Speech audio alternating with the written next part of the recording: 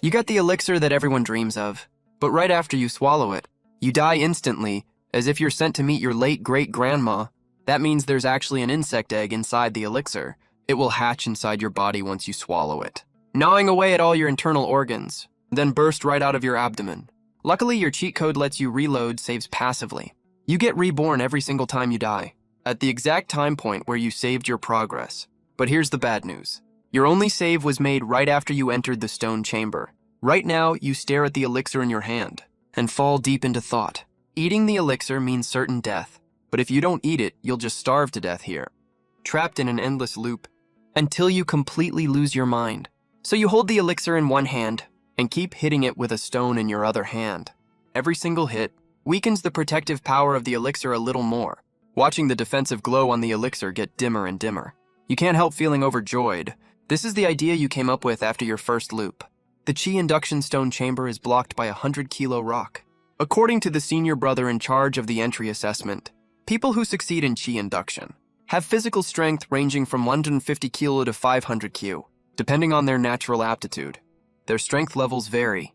If you successfully step onto the path of immortality, once you finish your cultivation, this will be as easy as taking something out of your pocket. If you can't make it, being buried in this blessed immortal mountain is also a kind of good fortune. Thinking of the cultivator who handed out the elixirs, and his matter-of-fact tone, you feel a cold chill run down your spine. There is a goo worm inside the elixir, but its outer layer is still normal medicinal elixir, as long as you kill the goo worm first. Then use the medicinal power of the elixir. Even if you can't draw chi into your body, you can still push this rock away. In your last life, even though the goo worm ripped your belly open, you still held on for a really long time. Your vitality was even stronger than a cockroach's. You figure it must have been the elixir at work. As the cracking sound of the elixir rings out, a white leech wriggles its way out, staring at you coldly with its compound eyes. Then it turns into a white afterimage that shoots straight towards you at high speed. It's way too fast to see with the naked eye.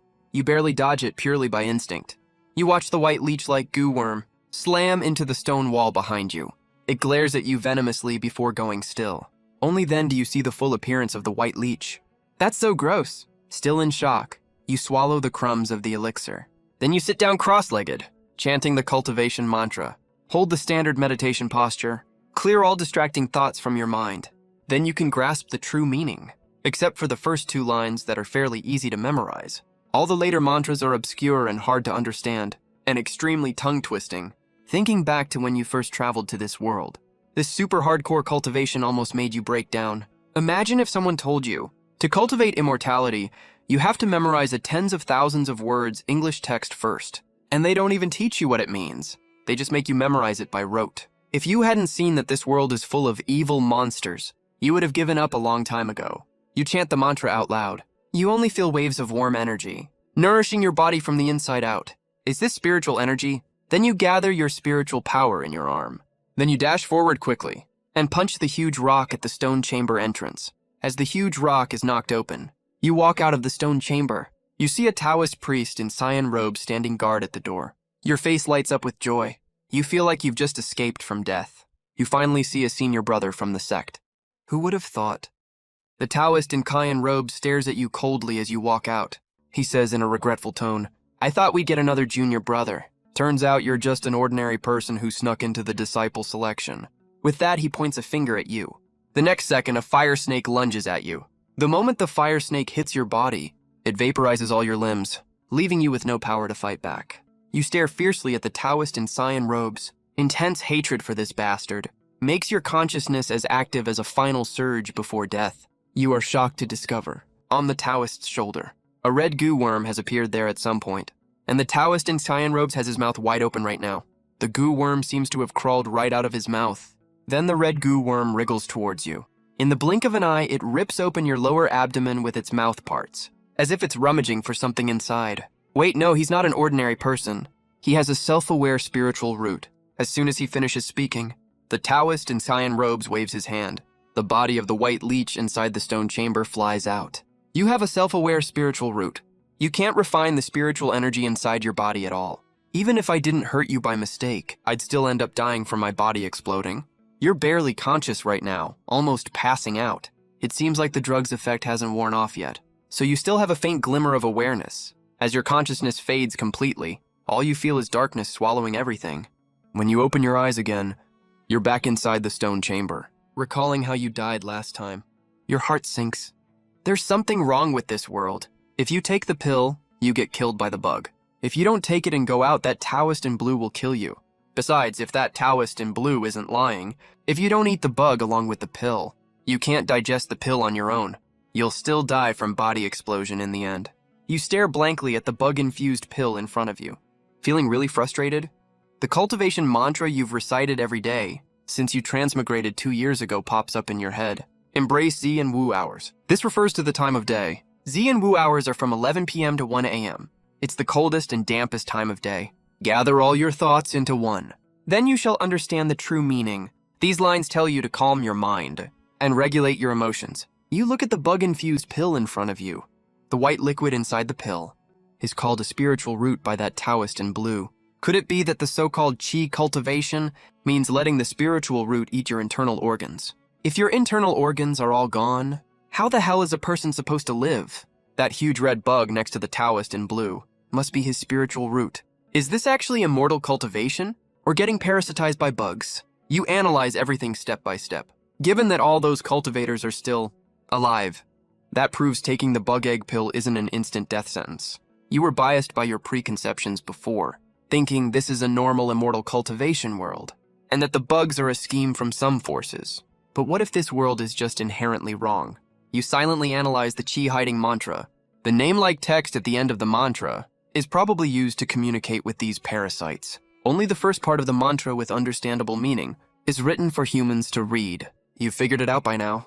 The first time the gyu worm tore out of your stomach, it was because you didn't follow the mantra to communicate with the goo worm. After figuring all this out, you swallow the pill in one go. Soon you feel a weird squirming sensation inside your body. You can tell a bug is moving around inside your body. It raises big bumps under your skin, then moves away and the bumps disappear. Last time you couldn't help opening your eyes to check. You panicked and wanted to dig the bug out to kill it. Sadly, before you could even do anything, the worm ate your internal organs and tore your stomach open. But this time you keep your eyes tightly shut. Your mind is completely calm. You silently recite the chi guiding mantra you've memorized perfectly long ago. Even though the bug is now crawling up your spine towards your brain, you don't feel the slightest bit panicked. If you didn't know the truth, you'd probably think this is just caused by chi flowing. But now you know perfectly well, this isn't chi flowing at all. It's obviously the bug checking out its new home. You focus all your attention on reciting the mantra. In a trance, you feel like you've arrived at a fairyland paradise. You can feel your heart is beating violently, absorbing streams of chi into your body, until a long time later, you finally snap out of the illusion. The moment you wake up, a chill runs down your spine. There's no bug left inside your body at all. An ice attribute spiritual lamp has formed in your dantian. It gives off a sacred, frosty, white light. A heavy but soft cold sensation spreads all over your body. A huge opening appears in your dantian. Rich spiritual energy is emitted from the opening, which is nourishing your body. In a daze, Sumoran sees a hideous mouthpart dripping with saliva. No bugs. No bugs. No bugs. Sumoran stands frozen in place. He only feels a slight ringing in his ears. His brain feels all foggy when he tries to think. Bugs? What bugs? When Sumoran comes to his senses again, he feels a little dizzy. Maybe he overused his spiritual sense. Feeling the powerful spiritual power inside his body, Sumoran glances at the boulder blocking the stone chamber. He's just entered the chi refining stage now. He hasn't learned any spells yet. He just releases enough spiritual power from his palm. Streams of spiritual energy flow between his palms, glowing with a soft halo. Sumoran snorts disdainfully. He gives a light pat with his palm. The huge boulder was pushed a dozen feet away. Clear cracks emerged all over its surface. The boulder was torn apart. Outside the stone chamber, Li Muqing was meditating and cultivating. Cultivation is like rowing against the current. You either move forward or fall behind. Suddenly he sensed that from a nearby stone cave, a powerful force was surging out from the inside. It was a fair-skinned young boy. When he saw the Taoist in blue robes, he seemed a little surprised, but calmed down very quickly. This junior fellow has great natural talent. Even though he came out of seclusion late, his whole body is filled with spiritual power. He's about to break through to the first level of chi refining.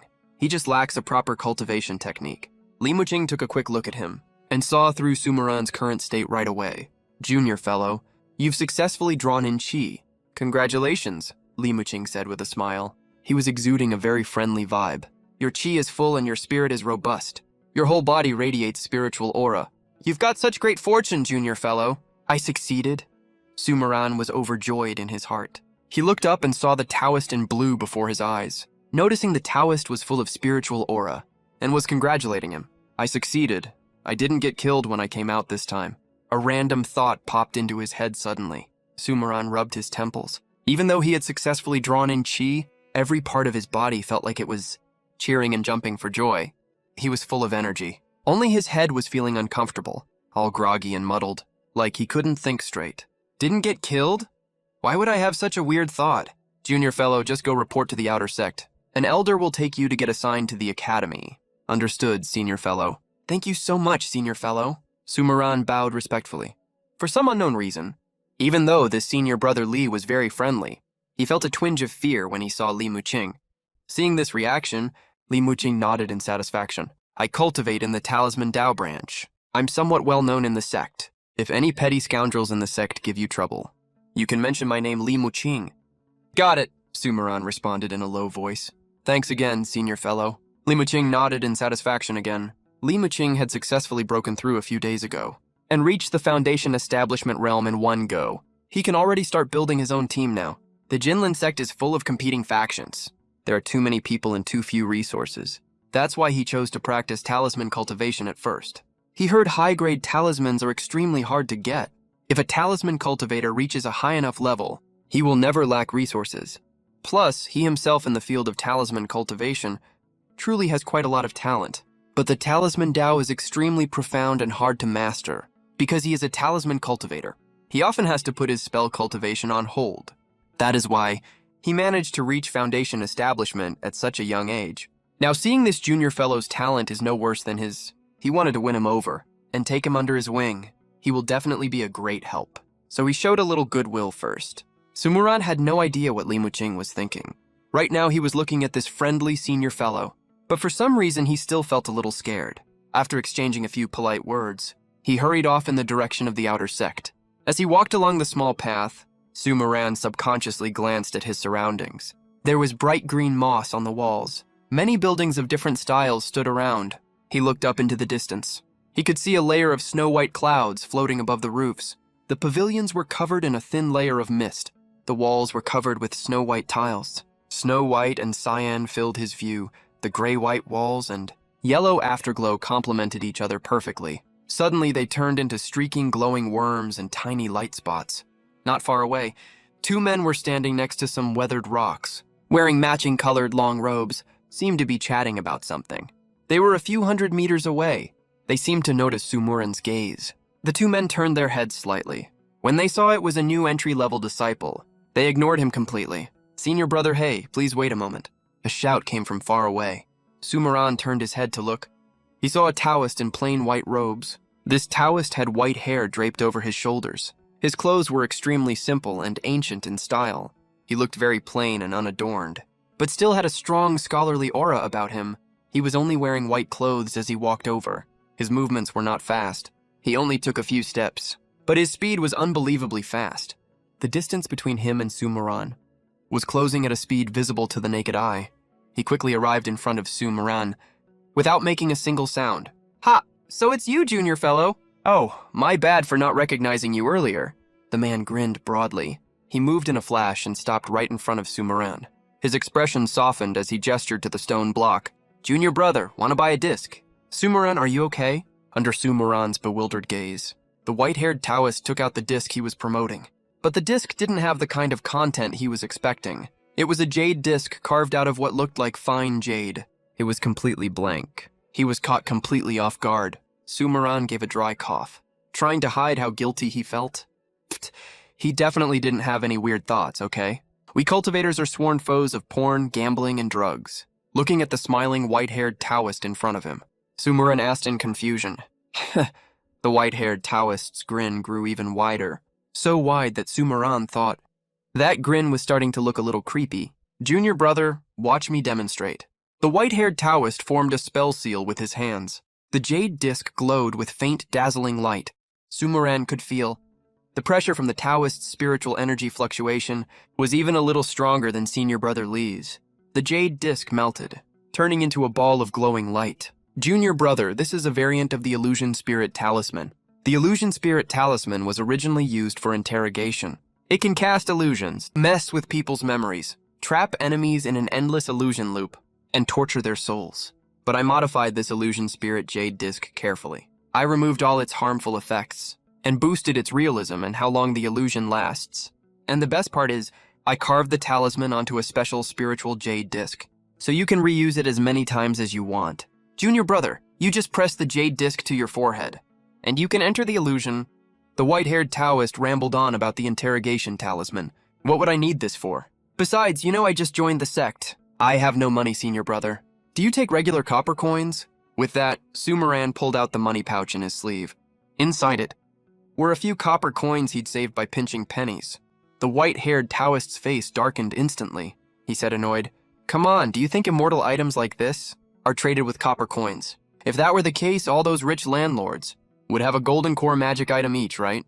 New disciples like you get 2 low-grade spiritual stones as a monthly stipend. You can also take sect missions to earn more. And this disc is super cheap and good. Not only is it reusable, it only costs 1 low-grade spiritual stone. As for what you can use it for, didn't I just tell you? You can make your own illusions. If you don't have any good ideas, I have pre-made story discs too." Sumeran took a closer look. Oh wow. Oh my god. I'm a sworn enemy of porn, gambling, and drugs. And you're showing me this stuff. Who the hell can resist that kind of temptation? Moral values are really declining these days. People just aren't as good as they used to be. I'm a 3 good youth, duh. Sumeran pushed away the hand the Senior Brother held out. He told himself righteously in his head that he was a proper 3 good youth. Then, he chatted for a bit with the Senior Brother he hit it off with immediately. After listening to the kind Senior Brother's earnest advice, the two said their goodbyes reluctantly. Sumeran put away the gift the Senior Brother gave him before leaving, amid the dust flying all over the sky. Tears welled up in Sumeran's eyes. He never expected that. After traveling to this other world, he'd still get a chance to see scenes from Earth. That's right. The 3 good youth Sumeran's original intention was to imprint his memories of Earth onto it, to ease his homesickness. As for those other weird things, he had no idea about those. He didn't recognize any of them. As twilight mist rose, the setting sun dyed the sky orange. When the sky was just about to get dark, Sumeran finally arrived at a rather luxurious and beautifully decorated place. A wooden plaque hung under the eaves, Outer Disciple Registration Office. As far as the eye could see, the buildings were covered with jade patterns. A small wooden cabin exuded a strong classical aura. Sumeran glanced at the center of the room and saw an ancient, mysterious, and highly atmospheric inkwash painting, with mountains and rivers intertwined. In the courtyard, many people were sitting there discussing cultivation principles. Water droplets fell from the ancient ginkgo tree, but as those droplets fell, they landed on the stone table, between the futons, even on the Taoists' bodies. But they didn't leave any wet marks at all. They turned into boundless spiritual energy and dissipated into the air. This wasn't water at all. It was clearly spiritual energy so dense it condensed into liquid droplets and fell. Sumeran spotted this group of Senior Brothers. These Taoists naturally saw him too, and all greeted him one after another. His gaze fell on a large rock beneath the ginkgo tree at the back. An old man was sitting upright there, cross-legged, with a cold expression on his face. The old man was forming hand seals with both hands. Mysterious scriptures appeared in his palms. They turned into thousands of red rays surrounding the old man. It looked bizarre and terrifying, and completely unfathomable. Countless runes were floating all around, so unbelievably strange that words can hardly describe it. The unknown, terrifying power contained within, along with everyone in Sumeran's courtyard, had everyone immersed in this weird and extremely mysterious sight. Then those mysterious scriptures bloomed just like fireworks, spreading across the entire sky. The area around the old man was extremely profound, showing a magical and extraordinary scene. After a long while, the crowd finally snapped out of their daze. After the mysterious scriptures drifted past, everyone's body was emitting light. The lights were red and green, as well as white and black. Sumeran was no exception. A bright white glow radiated from his body, dreamy and surreal. Top-grade Tier A Ice Attribute Spiritual Root. An inexplicable realization popped up in Sumeran's mind. I'm Wang Hao, Outer Sect Elder of Qinglin Sect, and also the Elder of the Sword Cultivator Academy. Talent comes first in immortal cultivation. All of you manage to draw chi and emit light, so you have the aptitude for cultivation. But aptitude varies from person to person. There are geniuses and mediocre people in cultivation too. The next test is to check the quality of your spiritual roots. Anyone who has a spiritual root, come forward to me now. Wang Hao kept a straight face and said in a completely emotionless voice. 7 boys and girls walked out of the crowd one after another. The 7 of them lined up in an orderly manner. Sumaran was naturally among them. Wang Hao's gaze was icy cold, like a wolf king, sizing up prey that's about to enter its mouth. It made everyone feel a chill down their spine. Very good, very good, very good. Wang Hao lifted his eyelids slightly. His faint gaze fell on the first male disciple who stepped forward. He said in his hoarse old voice, Tier A spiritual root. Wood attribute. You'll get twice the result with half the effort in Dan cultivation. Go to the Alchemist Academy. He then looked at the next disciple. Earth attribute, you're more suited for body cultivation. Wind attribute, not bad at all. It'll help you a lot in future cultivation. You'll focus on speed and agility. The disciples went up one by one. Soon it was Sumaran's turn. But Wang Hao just lowered his furrowed eyelids and skipped right over him. His lips moved slightly. Tier B and above can report to the academy directly. Collect your cultivation techniques and practice immortal arts. Disciples below Tier B need to pay tuition to study at the academy. The crowd that didn't step forward broke into a quiet commotion. Right then, a burly boy with thick black eyebrows and big eyes stood up. He cupped his hands to the elder and said, Excuse me, elder.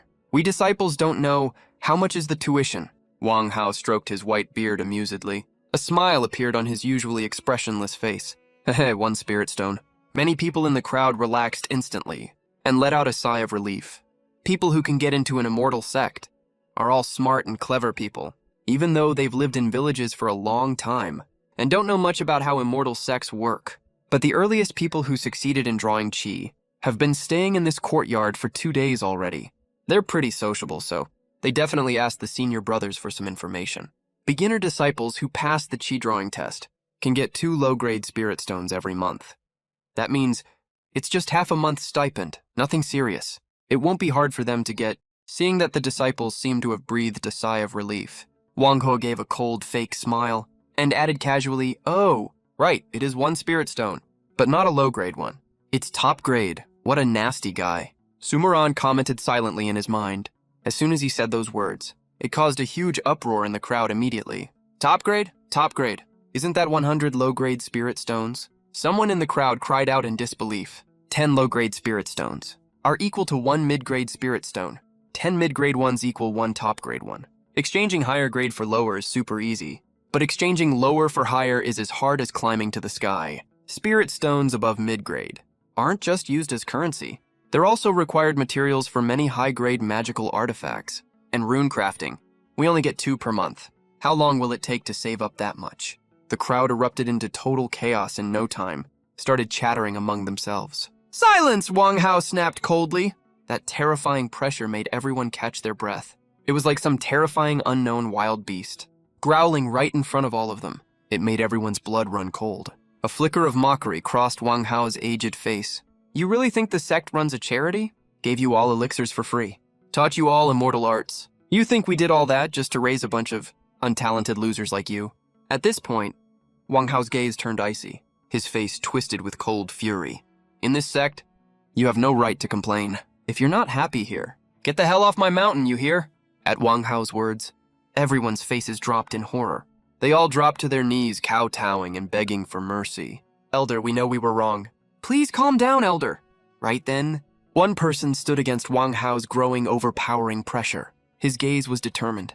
He didn't budge an inch. The raging storm-like pressure even dimmed the sky. Dark clouds covered the sky. Everyone else was shaking with fear. Only this outlier of a man stayed completely calm. He even took 1 step forward. The gale force wind blew the hair off his forehead, revealing a pair of cold, clear eyes. He stared right back at Wang Hao without a single trace of fear. He had sharp brows and bright star-like eyes. His face was as fair as polished jade. There was a hint of anger in his expression, a hint of resolve, and a natural, unshakable pride. Does being strong mean you get to act like a total tyrant? Guys, don't blame him. A man's knees are worth gold, let's go. We're supposed to be cultivating immortality. The world is huge. We can go anywhere we want. The Qinglan sect hoards all the immortal arts and exploits all of us. Why the hell should we put up with this? We were born free. No one gets to stand above us like that. When Wang Hao heard that, his gloomy face suddenly broke into a smile. He cackled. Interesting, very interesting. Being strong means I don't have to reason with losers like you. Just like right now. If I want you dead, you have no choice but to die. The smile on Wang Hao's aged face slowly faded, turning cold. When he said the word dead, killing intent filled the entire air. The air itself felt heavy, so heavy you could barely breathe.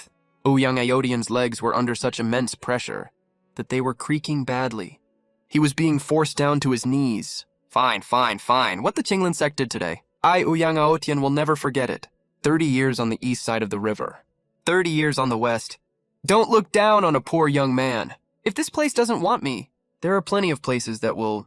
With that, Ouyang Aotian flicked his sleeve and tried to leave straight away. Wang Hao's face was dark with rage. He swiped lightly with his fingertip.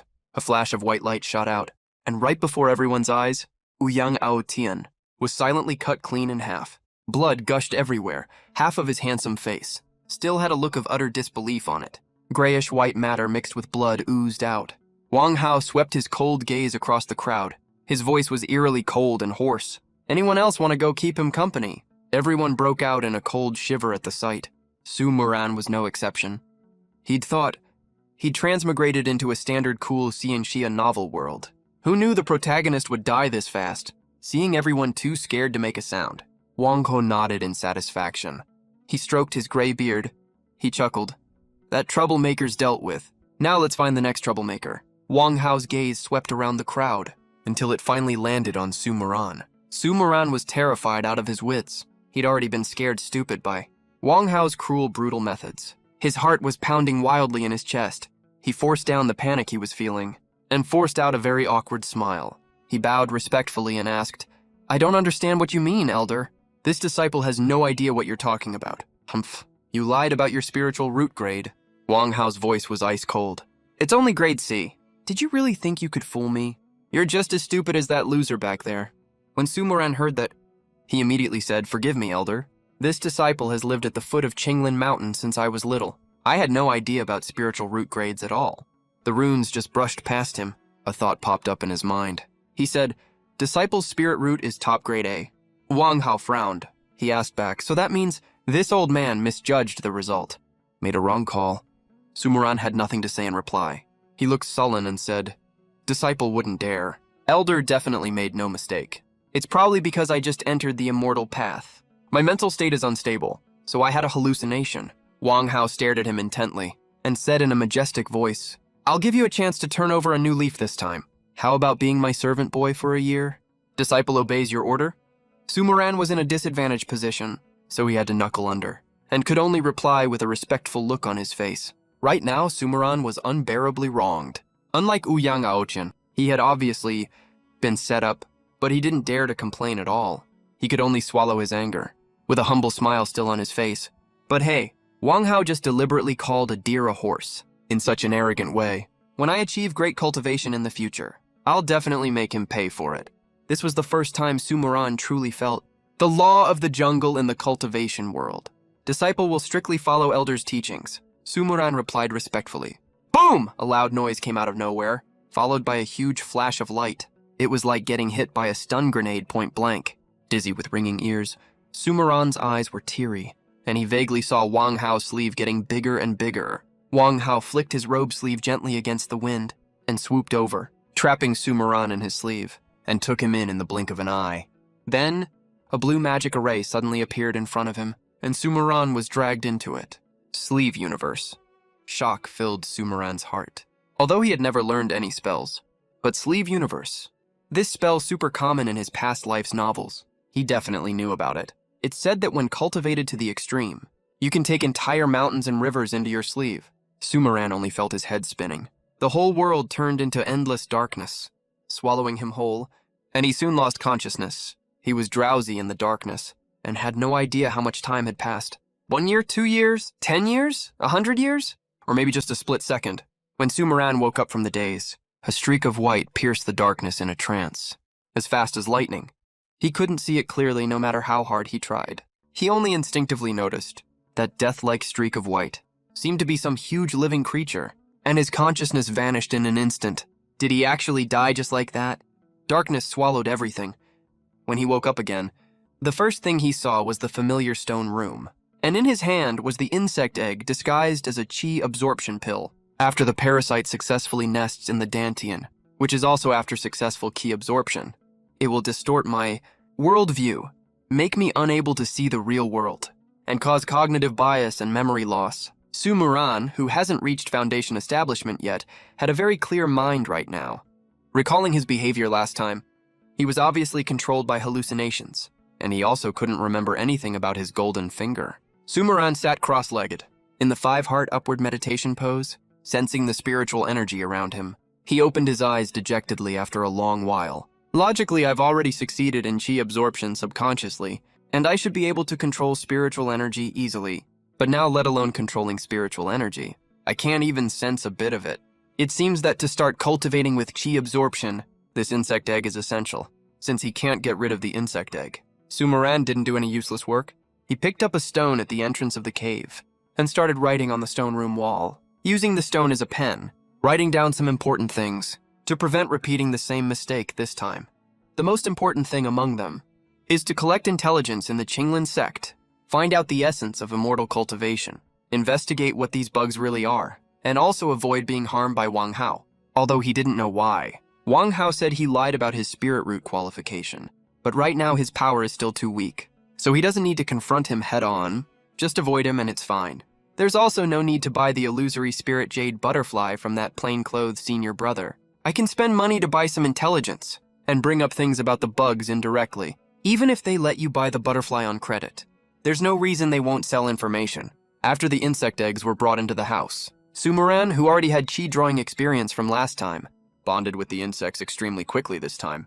Drawing chi again, Sumuran knew exactly what to do. The process of drawing chi is for the insect host to suppress their body's instinctive rejection of the parasites. The more thoroughly the insects parasitize the host, the better their aptitude is, or as the illusion reappeared, about this chi drawing process for immortal cultivation.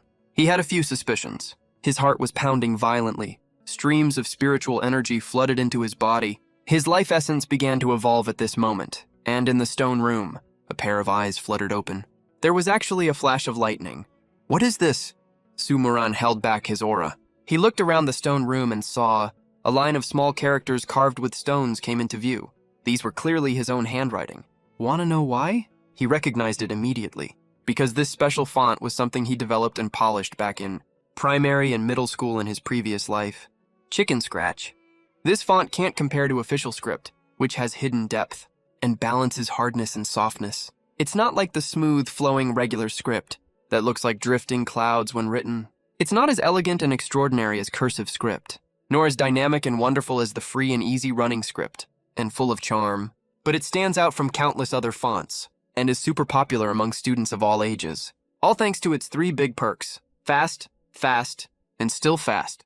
Without this chicken scratch handwriting during my miserable student days, I'd never finish all my homework, no joke. He focused and checked his own condition. Sumuran felt his spiritual energy was abundant. In his dantian, a light, chilly source of spiritual power was settled there. Looks like I'm already trapped in an illusion, but after getting a hint from my past self, I still haven't recalled the related memories. But I didn't forget the information I left for myself. That's a good thing. If this kind of memory alteration was happening every second, there's no point in playing along anymore. I'd just start fighting straight away. Sumuran stood up and walked toward the cave entrance. He channeled his spiritual energy. A loud rumbling sound was heard. The giant stone at the cave entrance was pushed open. The first thing he saw was a Taoist priest in blue robes. He looked around the same age as Sumuran and was meditating to cultivate. The priest seemed to sense that someone had come out of seclusion and held back his aura, opened his eyes and stood up. He chatted with Sumuran for a while. Thank you so much, Senior Brother Lee. Sumuran cupped his hands to say goodbye when he left, walking on the familiar yet strange path. White snow covered the tiled roofs. Green plants climbed up the walls. The pavilions in the distance pierced straight into the clouds, surrounded by layers of white fog. There were also small groups of cultivators, discussing the Tao beside the stone tables by the road. You couldn't help but sigh that this was truly an immortal paradise. Junior brother, wanna buy some discs? The voice arrived before the person did. Sumaran turned around with a big smile. "Senior brother, I don't buy discs. Do you sell information?" After their conversation, he said goodbye to the white-haired Taoist in plain robes. Sumaran walked quickly toward the library pavilion. The first floor of the library pavilion. All beginner disciples can read here for free. To access floors above the first, you need to spend spirit stones. He held a cyan jade talisman in his hand, with swirling lights on its surface. It didn't look like an ordinary item at first glance. This was exactly the item that the white-haired senior brother in plain robes gave him for free, a borrowing token. It's like a library's combo of a library card and a reader's pass. He twisted and turned along the mountain path and went through a few small alleys. What appeared before his eyes was an antique-looking pavilion that was 3 stories tall. He walked in through the main entrance, on rows of bookshelves. Countless ancient books were neatly arranged, packed closely together, enough to make your eyes go blurry. When he looked up, he saw circular shelves built high up, with lots of books placed on them. There were thousands of volumes of books in total. The free borrowing token in his bosom heated up slightly. Sumaran felt that something that had been locking onto him ever since he came in looked away at this moment. Sumaran looked around and found there were no stairs at all. A thought crossed his mind. Then he realized that this world is full of immortal sects, and this place is an immortal sect itself. None of the disciples coming and going are ordinary people. For the large number of cultivators here, things like stairs made for ordinary people naturally have no reason to exist at all. And not far away, a boy who looks no older than 12 or 13 is wearing a light blue tight martial outfit, holding a cookbook in both hands. The boy sighed, clutching the cookbook in his hand, and seemed to be reading it with great interest. Sumaran's eyes flickered slightly, with a hint of surprise in his gaze. For the entry selection of Qinglan sect, the minimum age for new disciples is a nominal 18 years old, when their qi and blood are at their peak. This person looks so young, like an underage kid. He's probably some old monster that regained his youth. I'd better keep my distance from him. Inside the book pavilion, there were very few people around. Not many cultivators seemed to come here, making the place extremely spacious. Sumaran wandered around for a few laps and didn't see a second person. He looked outside the book pavilion. It's only 3 stories tall from the outside, but the inside is surprisingly huge. It's probably not a simple building, but something like a magical treasure. He skipped past countless books. On the top layer of a bookshelf, a book titled Miscellaneous Notes on Demonic Cultivator Dissection caught Sumaran's interest. Since someone has dissected cultivators before, then did they find any traces of cultivators being parasitized? He guided his spiritual energy gently, and the book flew like iron filings pulled by a magnet, right into Sumaran's hand. It's a pity, though. The entire book never mentions worms, or parasitism at all. It's all about the flesh and bones of demonic cultivators, and how they can be refined, what kind of magical artifacts they can make, what kind of talismans. Even though it wasn't what he expected, Sumaran still gained something from it. The demonic cultivators in the book seemed to love cutting open their own dantians, and refining their dantians with all kinds of herbs, flesh, and living creatures. But this kind of refinement only keeps the dantian active, so those cultivators don't lose their cultivation base. After turning demonic, there's no way to improve their cultivation anymore. At first, the immortal sects didn't care about demonic cultivators. After all, those demonic cultivators who broke their own dantians seemed like total idiots to them. But for some reason, after a great change 300 years ago, demonic cultivators became universally hated and hunted, because cultivators found that, as the number of demonic cultivators increased, spiritual energy became more and more turbulent.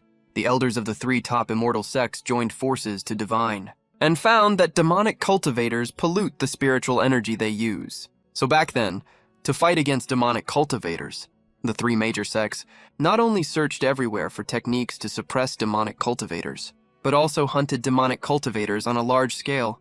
But just when all the top combat forces of the 3 sects were fully deployed, the top demonic cultivators disappeared without a trace, and hid themselves well.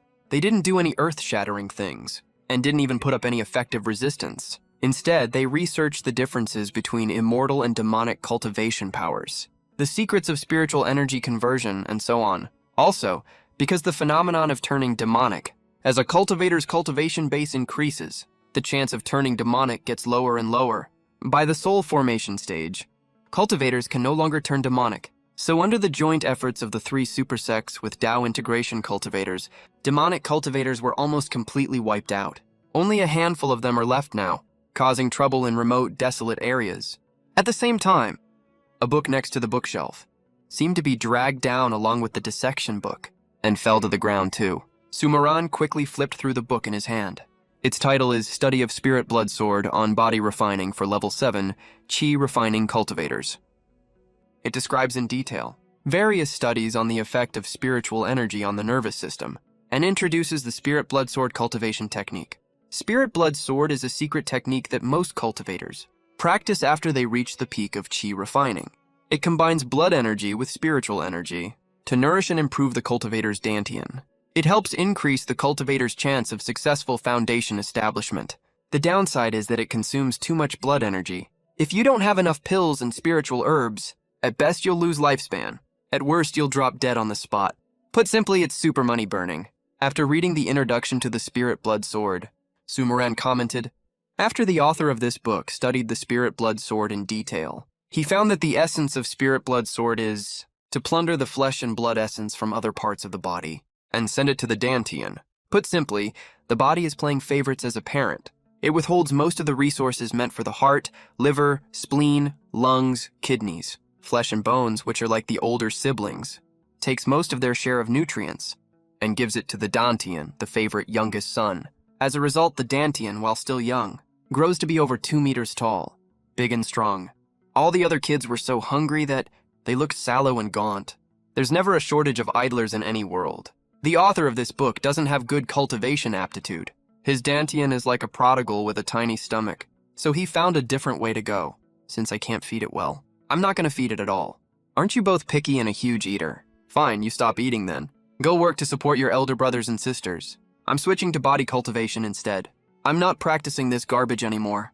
Snapping out of his thoughts, Sumaran kept reading further down. After a full year of research and modifying Lin Shuijian's meridians and acupoints, Lin Zhejian II finally succeeded. Once the dantian is full of qi, the Ren meridian opens. Normally you guide qi into the spirit, but he changed this step to guiding qi through 8 meridians into the qi sea. Spiritual qi and blood qi combine and circulate. The refining part doesn't need any changes. The combined refined spiritual blood is super hard to control. It instinctively rushes down to the dantian. This won't work.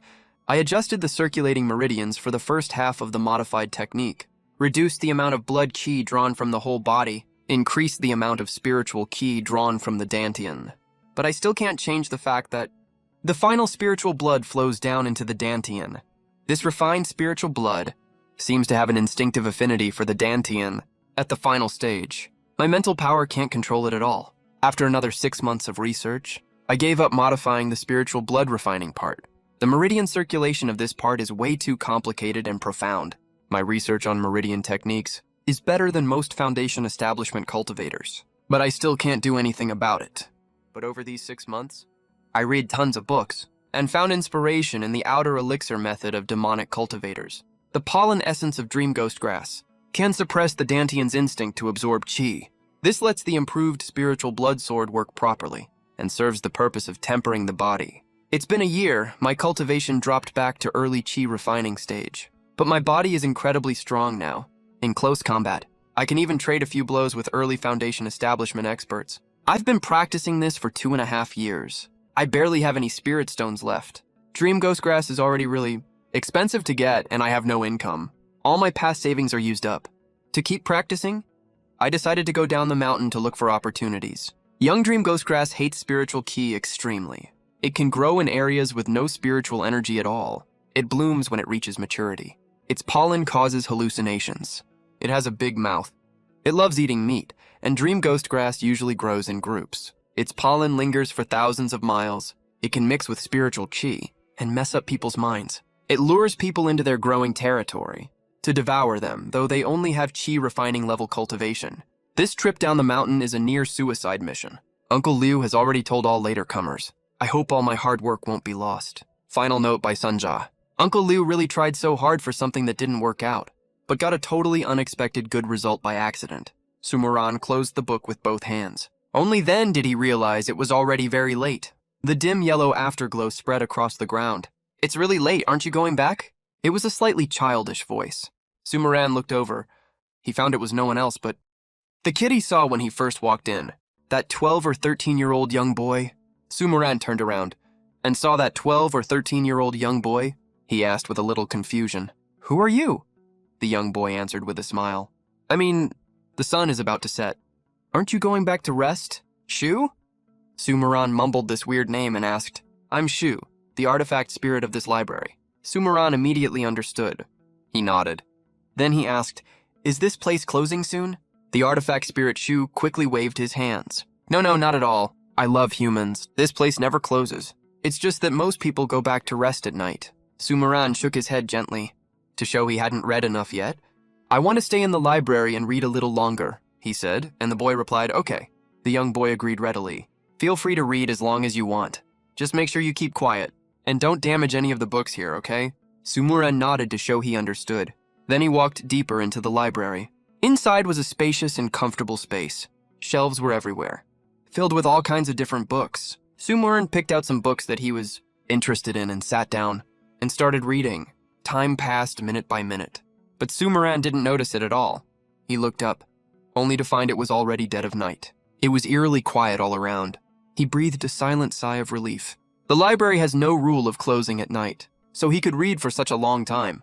Just as Sumaran was about to leave, the little boy appeared next to him again. He smiled and said, It's getting late. Do you want to go back and rest? Sumaran nodded and put down the book in his hand. It was completely dark by now, almost the high hour, which is around 9 o'clock at night. I'm leaving, Sumaran said. After reading all day long, he was really exhausted. Okay, bye. The little boy waved to say goodbye. He stared at Sumaran with a cold, menacing gaze, watching his departing back. Sumaran never saw this at all, and couldn't help but sigh inwardly. The artifact spirit of this library seems quite friendly. It was already late at night now. The whole world seemed to be shrouded in darkness. There was not a single person on the street. Only a few yellow lanterns hung quietly on the street poles, giving off a faint glow. The moment Sumaran stepped out of the door, a dark green light flashed by all of a sudden, cutting through the darkness like a shooting star. Right after that, several figures appeared on the street. They gave off a strong, icy cold aura all over that made people shudder just at the sight. They spread out to every corner of the street, looking half human and half monster. Once in a while, one or two low growls could be heard, like a beast whose rest had been disturbed. The quiet night seemed to have triggered some sort of taboo. More and more half-human weird figures emerged. Sumaran's pupils dilated, staring at the scene before him in disbelief, and stepped back silently, only to be shocked to find the library door was clearly not closed, but he couldn't get in at all. An invisible force was blocking him. Inside the library, the artifact spirit who was super friendly just now had a cold and stiff expression now. With a playful, mocking look in his eyes, he pointed his finger at Sumaran, motioning him to look at his own hands. Sumaran raised his hand to take a look. His originally fair, slender, and lively hands were now covered in wrinkles, as gaunt as dry bones. Oh, Sumaran suddenly thought of something. He touched his face with a trembling hand, and was shocked to find that he had somehow become a wrinkled, dry-skinned old man with barely any life left. The darkness kept getting deeper. The air also grew quieter and quieter, even though Sumaran didn't dare make the slightest sound. Almost stopping even his breath and heartbeat, that icy cold aura still kept coming at Sumaran nonstop. The cold seemed to seep right into the deepest part of his bones. All those weird figures turned around in unison. Thick, heavy darkness came rushing towards him. Sumaran felt the cold on his body getting stronger and stronger. He had been dead for who knows how long. The night curtain started to fade gradually. The first ray of dawn broke through the sky, lighting up the entire mountain street. Cultivators also started to appear gradually, going back and forth between their residences and secret chambers, and that mysterious and eerie dark night seemed to have never appeared at all. I need to reissue a token. A young man in plain clothes with white hair pushed the door open and said loudly, I don't know where I left it. I can't find my token no matter what. A 12 or 13-year-old little boy ran over at the sound. Oh, senior brother, bye. You don't need to reissue your token. You probably left it here the other day when you left. In my library. Sumaran opened his eyes and stared numbly at the stone room. There are always jerks trying to kill me. He picked up the stone again and started scribbling in the cave. No rush to absorb chi first. After that damn bug egg parasitized me, it seems like it even lowered my IQ. I have to plan my route properly this time. First of all, this place has a big problem at night. According to what Wang Hao said later, not every batch of outer sect disciples that come all die. They definitely assign housing, so the library That place is super cursed. But I can try staying there for the whole night. After all, that Keelan didn't attack me personally. I'll go to Wang Hao first to test it this time, and hide among the crowd. As soon as the pill entered his stomach, familiar yet strange scenes hit him again. His consciousness seemed to be pulled away, and drawn into a strange illusion. But for some reason, Su Muran felt that this time the illusion couldn't drag him away at all. It was like a sea wave trying to drag him into the ocean. Although the force was huge, it wasn't impossible to resist like before. Wait, does resetting really keep my soul strength? This thought popped up in Su Muran's mind. But before he could think anymore, his consciousness was like a drowning kid in the sea, dragged into the depths of darkness by the vast waves. Streaks of spiritual energy were drawn into his whole body. Su Muran opened his eyes again. Layers of blurry shadows appeared in front of Su Muran. Right now, he was like a person with severe myopia. The whole world looked all blurry and unclear. Buzz! A harsh buzzing sound rang in his ears. It was Su Muran, who'd come to after a long while, muttering to himself in a trance. Bug forest. Su Muran shook his head hard, trying his best to stay awake.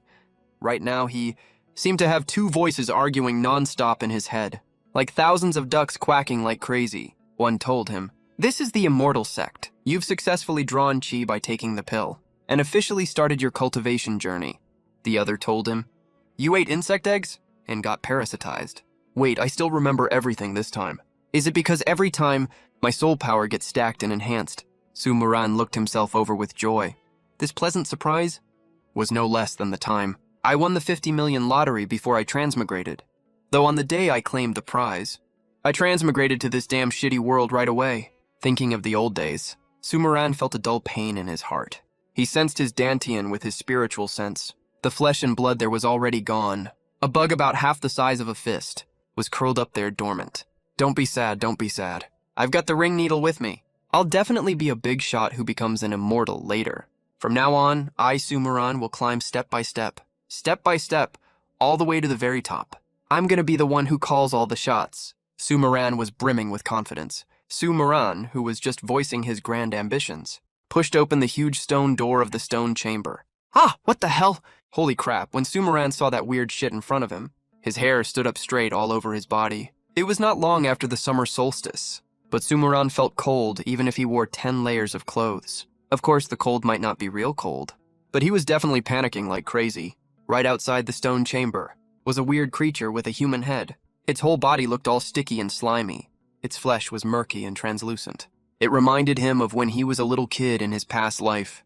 The half-digested meat poking out of a spider cocoon. But the thing in front of him was way more disgusting and creepy.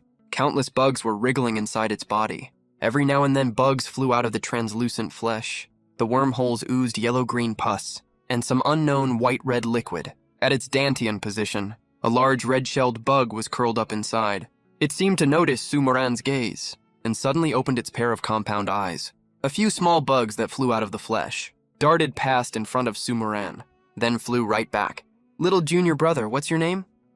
the monster asked. "Ah, if Su Muran guessed correctly, this thing should be that senior brother Li Muqing. I want my mom," Su Muran said blankly. He was staring at this senior brother who had brought him extreme psychological trauma. Li Muqing, who had no idea what was going on, was speechless and didn't know what to say.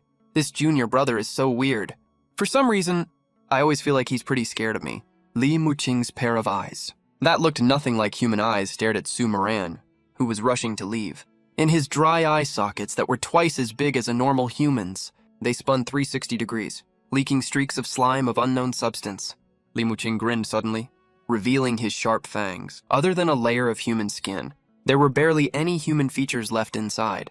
His mouth was full of beast-like sharp fangs and had insect mouthparts. If Su Muran had to find a specific reference, it looked a bit like the mouth parts of the xenomorph from the American movies in his past life. Su Muran left in terror from senior brother Li, who had made him sweat nonstop. He walked into the mountains. Everything on the small path made Su Muran's heart skip a beat. The winding, rugged mountain path led to a strange forest. The gaps between the weird trees were getting smaller and smaller, almost blocking all the sunlight. Su Muran looked around the forest warily. The shapes of the trees were very strange. Occasionally he could see some unusual patterns, spreading across their surfaces. Some were wrapped around by tangled, creeping vines. Some looked like they had been manually pruned into all kinds of weird shapes. Others looked like living creatures, stretching out their tree branches, trying to grow over the other trees. Sumuran quietly walked further inside. No choice. This is the road leading to the outer gate. As he went deeper and deeper, the weird trees on both sides grew taller and bigger too. The creepiest part is, no one knows when it started. Once in a while, there are monsters with human heads and insect bodies, hanging upside down from the towering trees. They look like Sumuran stared fixedly at them. These human insect monsters, like butterflies trying to break out of their cocoons. They are making cocoons. That thought popped into Sumuran's head. When these human head insects break out of their cocoons, what kind of monsters will they turn into? Sumuran didn't want to think about it, and didn't dare to either. For a split second, he thought that illusions for people with weak mental endurance are really a kind of protection, you know? Some monsters also hissed from time to time in this weird forest that should have been silent. They composed a devil's symphony. Those monsters that fell down seemed to be half-transformed failed products. All of them were super weird and grotesque, taking on indescribable colors and shapes. Their long tentacles glowed with electric light. Some had countless eyes. The chaotic signals they gave off seemed like they were going to take over your mind, making you addicted to the eerie charm of this forest. Seeing the half-formed monster corpses on the ground, Sumuran couldn't help shivering. And on the branch of a tall tree where human head insect beings are hanging upside down, crouched a white-haired human head wearing green clothes. Its lower body vaguely had some human-shaped flesh and blood. It was semi-transparent. You could clearly see countless worms swimming freely inside it. There was a big gaping hole at its navel. All the intestines inside were completely gone. The biggest worm was coiled right here. A ferocious mouthpart grew out from it. Its eye sockets were almost twice as wide as Li Muqing's, holding a pair of shriveled, dry eyeballs. Mucus oozed out from time to time. His face was covered in black mud. You could only barely make out his facial features. He had a weird smile on his face. Looking a little deranged, he made a hoarse, uncomfortable-sounding noise. "Junior brother, want a disc?" "There's no time to care about that right now." Sumuran forced out a smile. That looked uglier than crying. That guy named Baihua leaned even closer to him. Bye. Seeing Baihua almost pressing up against him, Sumuran's voice suddenly went up a few pitches. After nervously dealing with that senior brother named Baihua, Sumuran was still scared out of his wits as he wiped the mucus off his face. This experience of entering the illusion let him see clearly what the so-called illusion spirit Jade Butterfly actually was. It's a worm raised inside Baihua's body. It's probably the offspring of the big worm in his dantian. Thinking of Baihua holding that worm and trying to shove it into his mouth, that horrifying scene, Sumuran got even more goosebumps all over his body. This kind of illusion spirit worm will enter a person's brain, eat up their brain, read their memories, and create illusions. Putting away the dormant worm, Sumuran swore that for his entire life, he would never let this thing touch his head. The forest got denser and denser. The monsters on the trees got scarier and scarier. They made hissing noises. Every time Sumuran heard one, he would get a layer of goosebumps on his back. Between the trees, there also seemed to be some kind of invisible power. Or rather, some indescribable strange beings existed there, to mess with your mind. In this oppressive atmosphere, he walked numbly for who knows how long. Sumuran finally got out of this Taoist forest, until finally, he couldn't see that place that had left him with psychological trauma anymore. Sumuran collapsed limply on the ground. Looking at the few normal green weeds on the ground, tears silently fell from the corners of his eyes. Right now, he was so tired he couldn't even lift an arm. He lay on the ground for who knows how long. Before Sumuran finally recovered a little, he rolled over, staring at the somewhat gray sky. This doesn't make sense. Why the hell am I staying in this crappy place? To become an immortal, Sumuran thought of those monsters in the forest and couldn't help shivering violently. Sumuran felt like something inside his heart was slowly waking up little by little. Even he himself didn't know what this feeling was, but he knew for sure that this time in this crappy place, nothing went the way he thought it would. He was tired, so tired. So there's no point for me to keep forcing my way through here. This is nothing like beating the Demon King in the newbie village back then. I'm not some random unaffiliated cultivator. Sumuran complained. If before the illusion vanished, he still had the thought of relying on Huanzhen to make deals with devils and dance on the edge of a knife. Now his thinking is totally different. With Huanzhen in hand, I can make it anywhere. Mr. Lushun once said nothing is hard in the world if you're willing to give up. At this thought, Sumuran couldn't help but give his own clever brain a big thumbs up. After all, there's no way. All supernatural powers in the world are this scary, right? Ha ha ha ha ha! No way. Absolutely no way. With that thought, Sumuran jumped to his feet right away. I, Sumuran, am definitely leaving Qinglan sect. I'd rather die out there, jump off this mountain, than stay here for one more second. Since he'd decided to leave Qinglan sect, he could just leave when Wang Hao announced that disciples could quit. Speaking of leaving, Sumuran thought of that guy Ouyang Aotian. Thinking of that memory, Sumuran felt super weirded out. Our vibes are totally different. Why does it feel like you got the OP protagonist script? Even cheap novels don't have plots this ridiculous. It makes zero sense. This weird feeling is like in a CEO romance novel. The female lead goes into labor, and the CEO threatens the doctor, only for the doctor to call the cops, and the CEO gets arrested. Another example, the CEO arrogantly points at his negotiation rival and threatens, "You're as fierce as a wolf, huh? Don't act all tough in front of me. You're gonna sign this contract today whether you like it or not. No ifs, ands, or buts." He's no elite business person at all. That CEO is obviously a subway hooligan who's great at cringy internet quotes. The vibes are totally mismatched. Of course, those silly meme plots come from real life. As Mr. Lucian once said, art comes from life, but is higher than life. Sumuran sighed with emotion. But that guy Wang Hao seems off. He randomly framed me for lying about my aptitude for no reason before. He's capable of anything, so I'll avoid him as much as possible. I'll ask other people about the resignation process. I'd better go over Wang Hao's head directly, since he's my immediate superior right now. Sumuran rubbed his nose, and only then realized that he should have asked that Baihua guy earlier. I was so freaked out back then. Sumuran scratched his head helplessly. Looking at the blurry forest behind him, he wondered if he should go back for a bit. After thinking for a second, he decided against it. That Baihua, senior brother, pops up out of nowhere. It's been so long. He's probably long gone by now. I'd better go back to the sect first and see what's up. Maybe I'll find another nice, enthusiastic senior brother, Sumuran thought to himself, and kept walking forward. Soon, he reached the edge of the woods. Just as Sumuran was about to keep going, he heard a bunch of noisy yelling. "What the hell are you doing? How dare you take our task? We already told you. Outer sect disciples aren't allowed to take the herb-picking task in the medicine garden.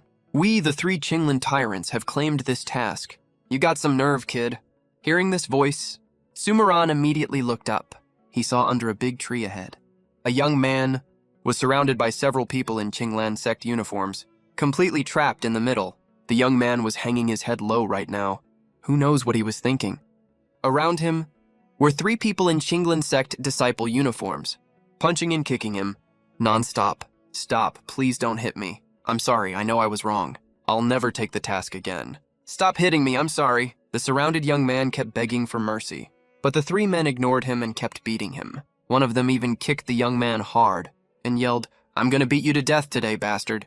A small crowd had gathered around to watch. They barely had any Zerg traits on them, so obviously just like those 3 guys, they had low cultivation and were new chi refining cultivators who joined not long ago. What are you looking at? Never seen someone get their ass kicked before. Get lost, all of you. The one who spoke had the highest cultivation among the 3. He was the most deeply parasitized. There was a faint insect hissing in his voice, and forked tentacles could be vaguely seen in his mouth. Sumuran frowned when he heard this, and retreated to the back of the crowd. "What's going on here?" Sumuran asked. "Oh, you must be new here, right? These 3 are outer sect disciples of the Azure Blue sect. They love bullying us newbies on normal days." People around whispered to each other. Their brows were tightly furrowed. Clearly, we outer sect folks have suffered from these 3 for ages. But after all, we are also disciples of the Azure Blue sect. They don't dare go too far. But a few days ago, they got in good with a big shot from the inner sect. They flaunt that they are the most senior among outer sect disciples, joined the sect really early, and have relatively high cultivation. They always bully us newbies, extort spirit stones from us, calling it protection fees to sound nice. They come here to bully newbies every single day, drag people into this forest, beat the newbies up badly, then just leave. Sumuran was shocked. He asked confusedly, "Aren't they afraid that these bullied disciples, after improving their cultivation, will catch up to their level and take revenge on them?" A disciple next to him rolled his eyes. "Those with good talent or strong backing, they obviously won't mess with. People like us who are just average. What difference does it make even if we start cultivating here? Our talent is mediocre. Everything goes by seniority here. Older ones push around the younger ones. They only pick on the younger newbies. They're just a bunch of bullies who pick on the weak and fear the strong. Then why don't you go report this to the upper management of the Azure Blue sect? Sumuran asked. The disciple who rolled his eyes sighed. These guys have been in the Azure Blue sect for ages. They have powerful backing behind them. How would us newbies dare go complain to them? Nobodies like us are just disposable goods here, who would be bored enough to stand up for us. After saying that, the disciple sighed again, shook his head and left. Seeing this, Sumuran didn't bother meddling in other people's business either. He can barely even save himself. This sect is extremely weird. If he didn't have his cheat system with him, he would have been a pile of bones a long time ago. Outer sect area of the Golden Orchid sect. What came into view was an open-air valley. There were stone caves of all sizes in the valley. Steep cliffs surrounded the entire valley, soaring all the way up to the clouds. But there were several streams flowing down from above inside the valley. Unknown red moss grew next to the streams. In the water, there was a group of weird fish with lots of suckers on their bellies. They were swimming around, their bodies oval-shaped, and quite thick too. They were around 30 centimeters wide, with very small heads, but big bright eyes and round mouths. There were lots of thin, sharp teeth inside their mouths. The weird fish also had a pair of very strange organs, growing on the end of their tails. These strange organs seemed to be able to generate electricity, tiny arcs of electricity flickering on them. There were clumps of flowers scattered next to the streams. You could faintly see terrifying ghost faces in the center of the flowers. Sumuran pushed down the uneasiness in his heart. After walking a few hundred steps into the valley, he saw a dark shadow stuck to a big tree ahead. It was crouching and trembling. That was when Sumuran noticed. This big tree was a bit unusual. If he guessed right, this was the ginkgo spirit tree he saw in the outer sect. Back in the illusion earlier, Sumuran looked closely at this weird, spooky tree. It was completely different from the trees in the forest outside. It had a silvery metallic sheen all over its body, with a texture similar to a centipede's shell. It glowed with a cold light. Squeak, squeak, Sumuran was still spacing out when squeaking sounds came from next to him. He turned to look. There was a monster on the tree crown biting a water-soaked branch. The monster looked like a moth magnified countless times, but its body and face were covered with metallic scales. It no longer had legs on its body. The faintly visible human-like body was not only covered in scales, it also had 6 insect limbs sticking out from both sides of its ribcage. Is that Wang Hao? After being shocked by all kinds of weird bugs all day, Sumuran's tolerance level had improved a lot. Seeing the horrifying, weird form Wang Hao was in, a ridiculous scene popped up. In Sumuran's mind, it seemed like everything around him started changing. The rocky, jagged valley suddenly turned into an antique wooden house. The weird flowers and plants also turned into potted Ganoderma lucidum. Seeing this, Sumuran quickly looked away. It's not just when you're being parasitized that you see illusions. These high-level evil cultivator monsters also get affected by the illusion's corruption. Next to the monster, a man with sharp sword-like eyebrows, bright star-like eyes, a fair, jade-like handsome face, and a few strands of bangs on his forehead, mumbled in a voice so quiet it was almost inaudible. Dilated pupils show how agitated the man is inside. Sumuran turned his head to look over. That man was no stranger. It was Long Aoshin, whom he hadn't seen for ages. O young Aotian, you can see these monsters. Sumuran approached discreetly and asked in a tiny voice. Ouyang Aotian glanced at Sumuran with a hint of surprise, but didn't answer. He sized him up for Long and said, "Your talent is really great. What a shame, such a waste. What's a shame about? And who are you anyway?" Sumuran looked serious and solemn. His gut told him this was the closest he'd ever gotten to the truth. This weird sect, all the creepy stuff going on. Ouyang Aotian was someone who knew the whole truth. I'm Wang Hao, outer sect elder of the Qinglan sect, and also the head of the Sword Studies Academy. Talent comes first in immortal cultivation. All of you have successfully drawn in Qi. That means you have the aptitude for cultivation. But aptitude varies, some are strong and some are weak. There are both geniuses and average folks in cultivation too. The next test is to check if your spiritual roots are strong enough. Those with qualified spiritual roots or better, come to me now. Wang Ho had a poker face and said in a completely emotionless voice. A familiar conversation drifted over, but nothing around affected Sumuran at all.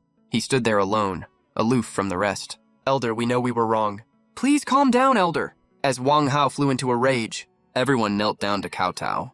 But Sumuran didn't follow suit this time, nor did he step out to the side. He stood right next to Ouyang Aotian instead. The two of them were like a crane among chickens and soon caught everyone's attention. A laser shot toward that huge metal ginkgo tree. A deafening noise followed right after. Countless wooden puppets fell from the sky. Some looked like humans. Some looked like wild beasts. They were all made of wood, but they moved as if they were alive. "Are these puppets working with you?" Sumuran asked as he looked at the wooden puppets around. Uyang Aotian glanced at Sumuran out of the corner of his eye and said flatly, "Yes. These puppets are combat weapons I built with my own hands. But Elder Wang Hao is one of the best among the bug people. He's extremely powerful. Even I can't guarantee I'll get out of here in one piece. It'll be super dangerous if you stay here. Take advantage of the chaos right now.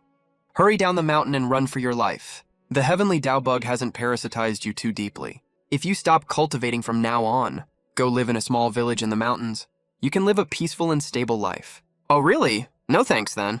I don't think I'm gonna listen to you. I've never listened to advice since I was a kid." Sumuran shook his head. He'd traveled to this immortal cultivation world. How could he be willing to waste his whole life? Plus, he had a cheat code with him. He glanced at Uyang Aotian. Sumuran memorized the name Heavenly Dao Bug firmly. He figured the Heavenly Dao Bug referred to those bugs that parasitize the Dantian and human bodies, that let people use spiritual power.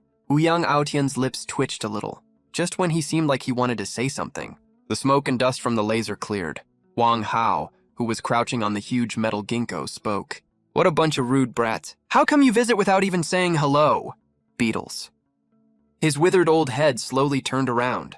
His pair of icy eyes stared unblinkingly at Sumuran and Ouyang Aotian next to him. The aura around him got more and more terrifying. He emitted strong spiritual energy all over his body. Waves of terrifying spiritual power tides surged around him, spreading out in all directions from where he stood, surging violently. Seeing this scene, Ouyang Aotian's pupils shrank sharply, but he didn't respond at all. He mumbled to himself, "Wang Hao, key figure of Qinglin sect. This guy broke through without anyone noticing. He's already at the Golden Core stage now. He's past the peak of the Foundation establishment stage." Then a hint of apology flashed in his eyes. He turned to Sumuran and said, "There's no way you can escape now. If nothing goes wrong, we'll both die here today. You shouldn't have talked to me. If you'd pretended to be trapped in the illusion, you could have lived a little longer at least." Wang Hao and Aoyang Aotian were talking to each other. Those new disciples who'd just succeeded in drawing qi all had blank expressions on their faces. They looked completely dazed. It seemed like they were trapped in some kind of illusion that twisted their perception. No one knew what they were making of this scene in their own minds right now. Nobody had any idea about the laser and puppets falling from the sky just now. Wang Hao noticed that Ouyang Aotian was ignoring him, got even angrier. A faint blood-red glint flickered in his eyes. "Weak mortals. I can ignore those lowly ants messing around with demonic cultivators. How come even two random humans are this arrogant, daring to come to Qinglin to die, locked down by a grim, murderous aura?" A suffocating sense of danger emanated from Wang Hao, pressing down on Sumuran and Ouyang Aotian, making it hard for them to breathe. Suddenly, the giant metal ginkgo tree shook. Its trunk slowly turned all of a sudden. A huge single eye opened in the center of the tree. It was full of bloodshot streaks. That red pupil, no matter which angle you looked from, it felt like it was staring right at you. It made your skin crawl. Wang Hao, capture them alive and search their souls. Take care of the rest of them. Right after that, the one-eyed ginkgo tree's gaze swept over Sumuran. A hint of surprise seeped into its indifferent tone. A top-tier cultivation talent. "Why are you mixing with these mortals? Wang Hao, bring him to me. I am the sect master." Seeing this, Wang Hao's face fell. He looked at Sumuran. His gaze was full of greed and resentment. His body trembled slightly before suddenly blurring and vanished from Sumuran's sight. All that could be heard was loud thuds all around. The wooden puppets were shattered one by one, turning into bits of debris flying everywhere. It looked dazzling and magnificent. "Don't move!" Suddenly, a sharp dagger pressed against Sumuran's throat. "Hey bro, you know what? I think we're on the same side. I also want to get out of here, you know. But, you see, that pen of yours is poking my throat, okay?" Sumuran spoke speechlessly. He was totally annoyed at Ouyang Aotian's move. How do you backstab your teammate at a time like this? He immediately wanted to throw him over his shoulder. Give him a little spiritual power shock. "Dude, play along. Didn't you hear the sect master wants you? Buy me some time, okay?" Ouyang Aotian's voice was so faint it was barely audible as he whispered in Sumuran's ear. "What do you want?" "Let him go, surrender now, and I'll spare your life." Not far ahead, Wang Hao's figure appeared. He said in his hoarse old voice, "What do I want? You filthy, greedy bugs. I want the country that rightfully belongs to us. The heavenly Tao is unjust. You monsters treat all living beings as your livestock. You exploit them. You see us humans as nothing but food. I want all of you dead. You bunch of brainless, dead fools. Immortals are superior, mortals are inferior. It's the survival of the fittest. You traitors who defy the immortals. You've long rebelled against the natural order. You deserve to be flayed and your bones crushed, your soul trapped in the 9 underworlds forever, so you can never be reincarnated for eternity. That bug called Wang Hao seemed to be enraged. He opened his mouth and screeched. He didn't even care if Sumuran lived or died, and charged straight forward, like a cannonball reeking of destructive aura. Seeing this, Ouyang Iotian immediately twisted his dagger, stepped forward a few steps to block the hit. Wang Hao pushed hard with his left hand, and shoved Sumuran far away. Hurry! Run down the mountain. Go to the capital of Daju and find a group called Xianni. The fight began. Sumuran dared not hesitate. He started channeling his spiritual power and ran towards the foot of the mountain. Along with a harsh screech of twisting and clashing metal, Ouyang Aotian looked at Wang Hao, who had been temporarily pushed back. He coughed up large mouthfuls of blood. My dagger is forged from extraterrestrial cloud iron, although it's extremely sturdy, and can cut through iron like butter. But I'm only a human after all, even after all kinds of body enhancements. Blocking that hit just now already damaged my internal organs from the impact. And looking at his limp, powerless right hand, the bones were already broken. The gap in strength is way too big. Looks like bringing that thing was the right call. Ouyang Aotian watched Wang Hao warily. Cold sweat from his forehead dripped into his eyes, stinging so bad it was unbearable. But he didn't even dare to blink. The second Wang Hao vanished from his sight, Ouyang Aotian didn't dare hesitate. He rolled to the right to dodge. At the same time, he pulled out a weird rune-covered arrowhead from his sleeve and stabbed it hard right above his heart. Dodge it, I have to dodge it! Whether Wang Hao wasn't taking it seriously, or Ouyang Aotian reacted too quickly, the sharp slash landed right where he was standing earlier. Wild residual spiritual energy sent Ouyang Aotian flying dozens of meters away, but failed to kill him instantly. Wang Hao was a bit surprised. A mere mortal, already severely injured, actually managed to dodge his attack. Did he foresee my attack? Not bad, huh? Wang Hao twisted his ugly face perched on his insect body. He praised. I just broke through to the next level. So my control over my body is a bit off right now. But for a regular mortal, this is already an incredible miracle. With that, Wang Hao licked the corner of his mouth, his gaze turning increasingly bloodthirsty. But I'm not satisfied with praise at this level.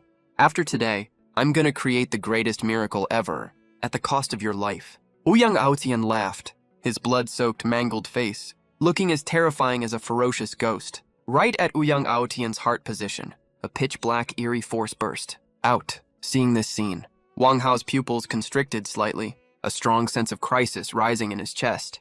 Just then, a faint tremor came from the ground, right under Wang Hao's huge foot. The dirt parted to both sides like flowing water, forming a huge pit. Wang Hao's face changed drastically. While resisting Ouyang Aotian's attack, he secretly channeled the spiritual energy in his body. Spiritual energy kept pouring into his insect form, wrapping that pitch-black insect carapace until it was as clear and shiny as white jade, emanating waves of icy cold air. The red lotus swung by Wang Hao released streaks of sword energy, turning into countless light shadows, slashing towards Ouyang Aotian. But it was like chopping at solid steel, letting out a harsh, screeching friction sound. On Ouyang Aotian's skin, countless eerie, pitch-black patterns appeared, emitting an ominous, nauseating stench. Boom! Ouyang Aotian seized the opportunity. That weird spiritual energy gushing from his heart flooded into his whole body. Every pore on his body started releasing spiritual energy. Violent spiritual energy burst out of Ouyang Aotian's body, instantly neutralizing Wang Hao's incoming sword energy. Wang Hao silently thought, oh no, Aotian actually has this trick up his sleeve. How could this? Wang Hao was horrified, unable to say a word for a moment.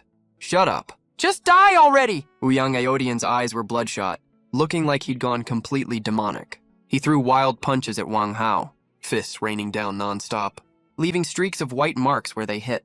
If I hadn't broken through to the Golden Core stage, I'd probably be dead for real here. Wang Hao sighed. Ouyang Aotian was way harder to deal with than he expected. No, if I wasn't at Golden Core stage, I'd probably have been killed by him by now. Wang Hao's gaze turned slightly cold.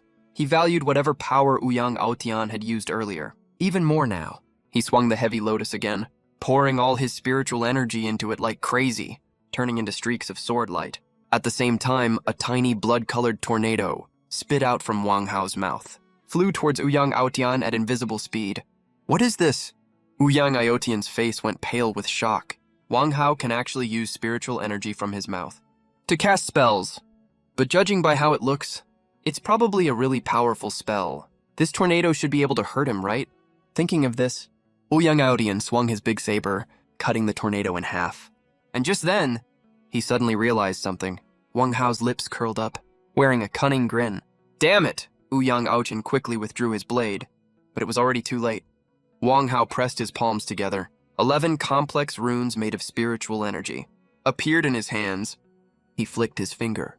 These spiritual runes instantly turned into a stream of light, shooting straight at Ouyang Aotian. Ouyang Aotian silently cursed, crossed his arms in front of his chest, trying to block this rune attack. But the runes went through like a hot knife through butter, silently piercing through Ouyang Aotian's arms and burrowing into his heart, twisting and churning inside. The thumping, beating heart turned into a pool of blood foam. In an instant, the black energy on Ouyang Aotian faded.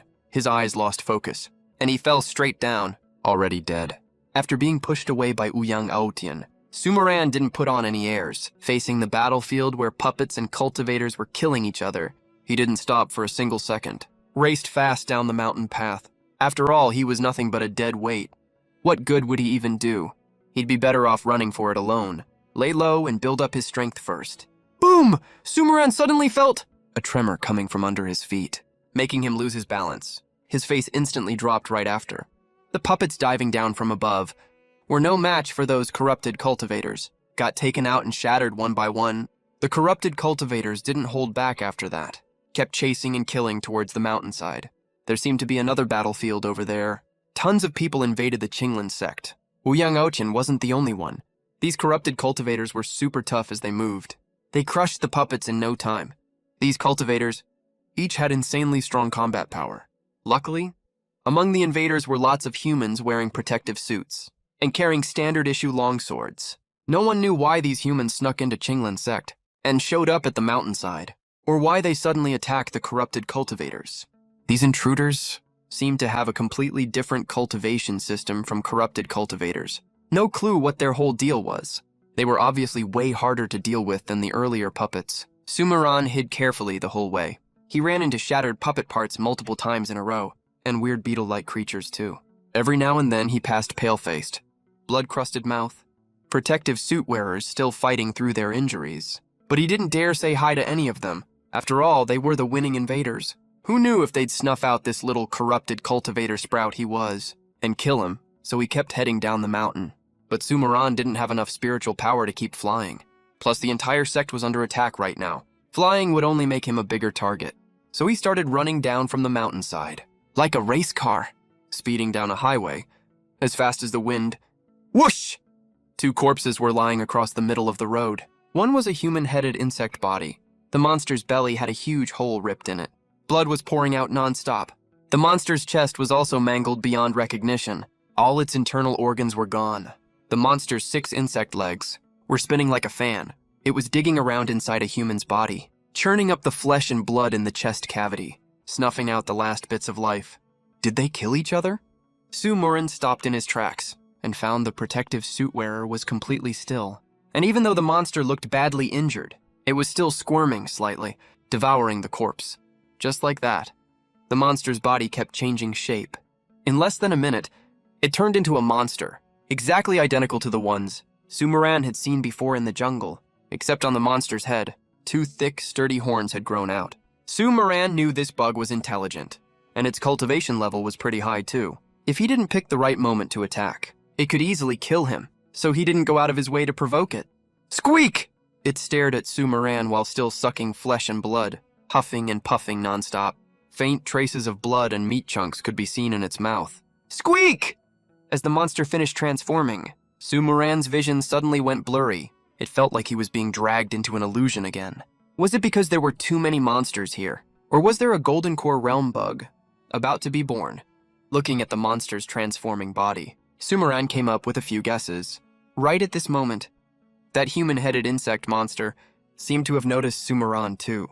It stopped sucking up bodily fluids, its body trembling and wobbling unsteadily. Giggle, giggle! The monster stared at Sumaran, making squeaking noises from its mouth. Then its whole body started spinning silk like a silkworm. Junior brother Danding. I was sneak attacked by these intruders and badly injured. My core foundation is already damaged. The only way out now is to try breaking through to the foundation establishment realm and level up quickly. I hope you can protect me while I meditate. If I, Lu Renjia, am lucky enough to break through, I will definitely repay you handsomely later. Watching the monster still spinning silk to make a cocoon, Sumaran immediately circulated the spiritual power in his body, leaped straight at the monster. He channeled all his spiritual power and slammed it hard into the monster's dantian, but even though the monster got hit solidly, a pair of sharp limbs popped out of its fleshy worm body, dark, scythe-sharp insect limbs, and sliced a shallow cut. Across Sumaran's abdomen, Sumaran immediately scrambled back. He saw the monster using its insect legs, digging rapidly at the ground, and waving them around wildly. After a long time, the monster's body finally stopped moving. Sumaran cautiously picked up a stone from the ground and hurled it at the monster. The monster didn't react at all. Then Sumaran fired several sharp shockwaves, straight at the monster's body.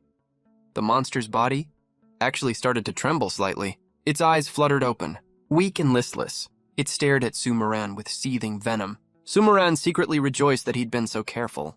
Let's see if you don't die now. Sumaran grabbed those few stones and threw them at the monster again. He did this several times in a row, until the monster was smashed into a puddle of mush. Sumaran finally let out a sigh of relief. Even though the second he saw it, Sumaran knew this wasn't a real full-grown Zerg. But just based on the fact that this monster has such obvious bug features, he could be 100% sure. It had way better potential and talent than Wang Hao. Sumaran turned around to leave, but right as he turned, he heard a monster's noise coming from the nearby bushes. Squeak, squeak. Only then did Sumaran realize there were actually two monsters here, and this one was already in a cocoon state. Sumaran tapped the cocoon with his spiritual power.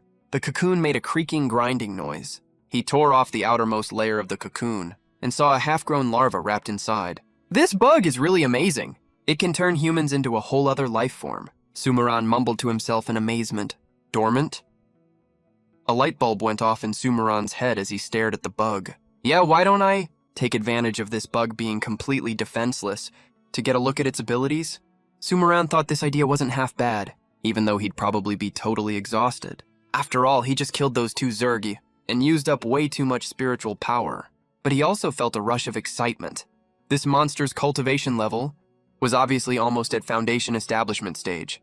The cultivation techniques and spells in its head would definitely be super useful to him. So Sumaran didn't rush to kill the bug. Instead, he started thinking about how feasible this idea was. First off, cultivation level. Even though the gap between his cultivation and the monster's was huge, the monster was in this special state. Wait, Sumaran suddenly had an idea. Sumaran channeled his spiritual power to activate a thumb-sized spirit manifesting bug under Sumaran's control. It opened its eyes from its slumber. To Sumaran's shock, the spirit manifesting bug he'd injected his spiritual power into felt like an extension of his own body, and Sumaran was even more shocked to find that this bug could also circulate spiritual power. His spiritual power was moving through its meridians in a full cycle. It was like the bug itself was practicing a cultivation technique. Could the way this bug circulates spiritual power be how it casts illusions? Sumaran thought to himself.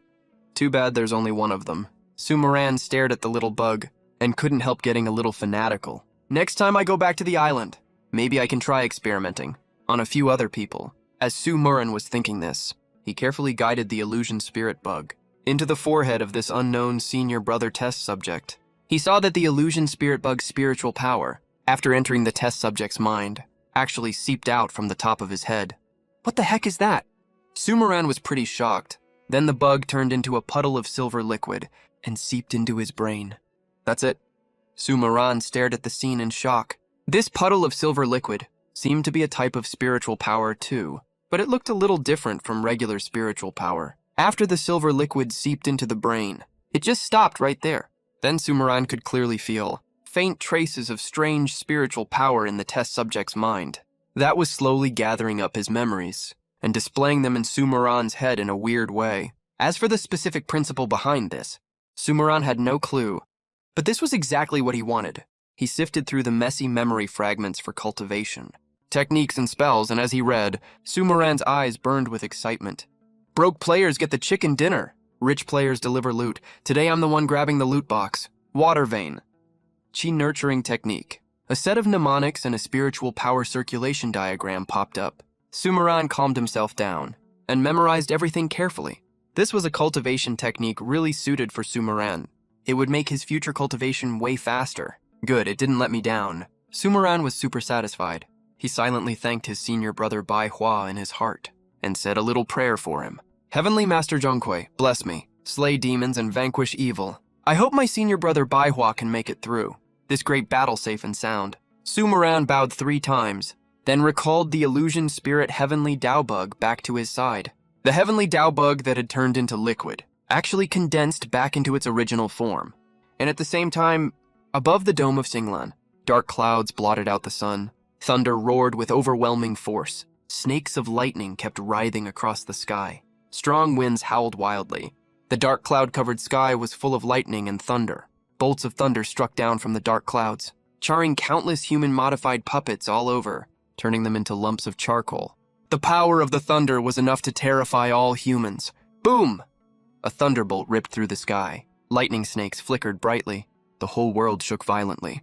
When the fierce battle was going on, in the battlefield, a cultivator who looked like a dignified Taoist immortal had a solemn look on his face. He sat upright on a gorgeous throne, as majestic as the heaven and earth, and as awe-inspiring as a god leading 3,000 heavenly soldiers. He looked mighty and sacred. This was Sumuran. He frowned slightly and looked around with a grave expression. All around him were immortal mountains and blessed lands, with beautiful green mountains and clear waters, shrouded in drifting clouds and mist. By the shore, all kinds of small animals were playing cheerfully. The isolated valley was brimming with life. Indescribable spiritual energy filled the air and felt extremely refreshing. The only thing that ruined the nice scenery were lots of blood-stained monstrous creatures and weird white humanoid creatures were fighting against countless dignified-looking and ruthless cultivators. The white humanoid creatures were completely snow-white all over. Their pitch-black eyes had no trace of emotion at all. Several cultivators with powerful spiritual pressure appeared above the mountains. They stood in the air. An invisible pressure emanated from their bodies. They looked majestic and solemn, sacred and murderous. These cultivators wore red robes, with all kinds of different weapons on their backs. Unlike the humanoid creatures, that looked ferocious and cruel, they looked otherworldly and untainted by mortal life. But they were also full of murderous aura. Their weapons exuded boundless killing intent. As they locked onto and patrolled the entire Qingnan Mountain, soon some sect disciples ran over from both sides. Some flew, some walked. When they got close, they all greeted respectfully. "Greetings, Elder." The elders just glanced at them coldly. "Step back." The people immediately got the message and hurried to get out of the way. They stood far away to watch the scene. It was an old man wearing a black Taoist robe. His sharp eyes were full of authority. "It's the sect master. He's been in seclusion for 300 years. He actually came out of seclusion. Someone recognized the leading cultivator. No wonder not only the elders, even the sect master showed up. Everyone was shocked. Seeing this, Sumaran immediately understood. A high-level heavenly Dao cultivator had appeared and pulled him into an illusion again, right? He had this guess when he met Wang Hao before, and now it's basically confirmed. Luckily, neither the modified puppets in the sky nor the fighting cultivators on the mountain paid any attention to his existence. But now that all the high-end combat forces were here, Sumaran didn't dare to keep hiding and lying low anymore. He put away the recondensed phantom spirit Heavenly Dao. Sumaran didn't forget to root out the trouble completely, and sent this unlucky senior brother who had suffered soul search to the afterlife. Then he headed down the mountain without looking back. Right now, on top of a mountain peak, an old man with golden core level cultivation was watching the direction Sumaran left from afar. "Wang Hao, what are you looking at? You look so distracted," another old man beside him asked. Wang Hao's face looked a little gloomy. He said, "Senior brother Li, what do you think is the origin of this thing? I feel like something's off here." Wang Hao flicked his sleeve open, revealing an unknown oval-shaped, bullet-like metal object inside. "There's nothing off about it. It's just a cheap trick from those mortals. It can only bully those low-level cannon fodders," the other old man said disdainfully. "Last time these mortals made those so-called machine guns and bombs that could only hurt key refining level cultivators. Seeing the old man's disdainful look, Wang Hao reminded him, "Ha, junior brother Wang, you're overthinking this. How can this garbage thing threaten us? How about I go test the power of this thing?" Wang Hao said with a grin. Besides, over 100 years ago, the sect master also ordered Qi cultivation disciples to research this stuff, right?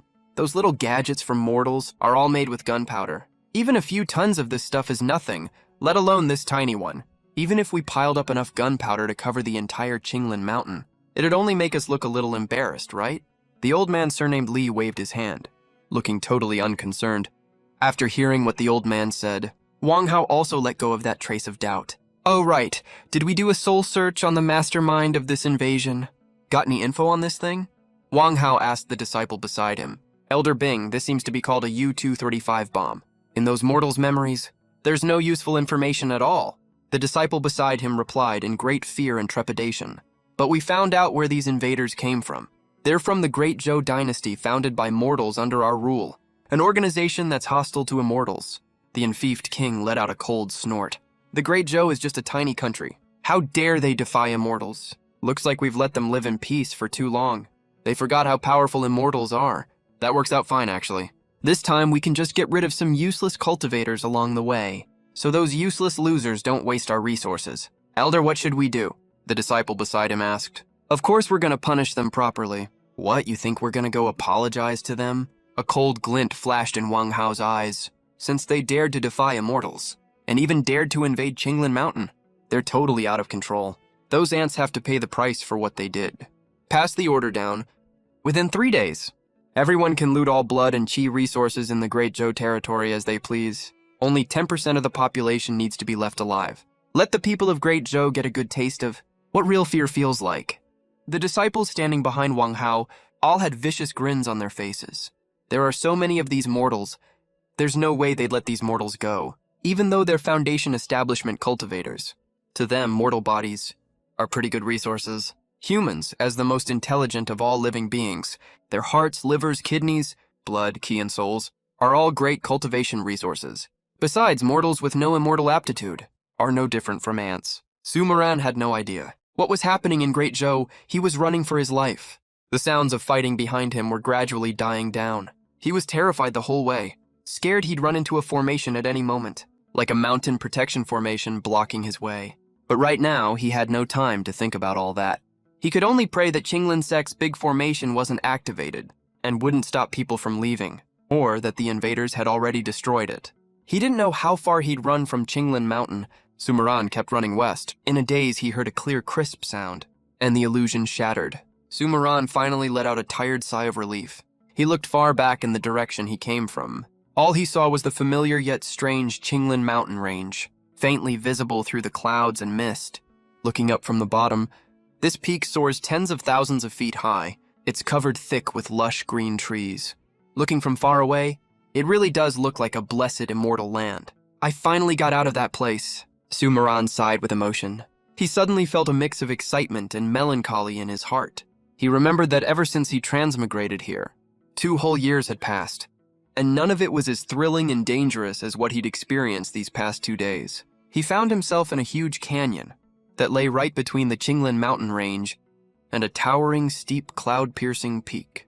The top of the peak was as white as jade. You could faintly see countless piles of ice and snow there. The mountainside backed onto the canyon. The canyon was full of spring vitality. There was a grove of plum blossom trees, blooming especially beautifully. Melted snow from the mountaintop flowed down and formed a lake. The water was crystal clear. Fish were swimming and playing in it. The whole atmosphere was so pleasant. I'm still just someone who just succeeded in guiding Qi into my body, with barely any cultivation. Ghosts and monsters run rampant in this world. Weird stuff happens all the time. It's way too dangerous to be a mortal here. I should probably start cultivating first. Sumaran remembered the water vein Qi nurturing technique he'd gotten before. This is a very low-level cultivation technique. It only works for the Qi refinement stage. It can only improve a person's physical fitness and boost a cultivator's control over water attribute spiritual power, even though it's a low-level technique. For Sumaran right now, it's already a relatively powerful one. If he had any other choice, Sumaran would never use his own body to cultivate the Heavenly Path Bugs technique. After all, it's way too dangerous. Look at how those senior brothers and elders turned out. They've basically turned into monster bugs. But to quickly improve his physical strength. Sumaran had no choice but to take the risk with his own body. He took a deep breath and started cultivating right away. The cultivation technique starts running. A powerful surge of energy begins to burst out from Sumaran's body. Sumaran feels it immediately. A surging, overwhelming force keeps flowing through his entire body. He was shocked in his heart. He never expected this technique to be so powerful. In just a few quarter hours, he had already reached the level described in the technique. 5th level of Qi refining. There was no way his body's aptitude was that outstanding. After all, he had a top-tier grade A ice spirit root. Or maybe he was just perfect for the heavenly Tao worm to parasitize. Even though he was only doing simple absorption, his body had already gone through some pretty big changes. If he kept cultivating like this, he would definitely get even stronger. But right when Sumaran was about to absorb more, his face suddenly twisted and he hissed. He sucked in a sharp breath of cold air. A strong premonition immediately rose in his heart, like some huge disaster was about to hit. He immediately stopped running the cultivation technique. His brows furrowed slightly. He looked completely confused. He was definitely absorbing spiritual energy just now, but the amount of spiritual energy kept dropping. Wait, no, it's not dropping. It's getting pushed out. Sumaran realized with a start. The spiritual energy in his body had increased over 10-fold, but he could only control about 60% of it.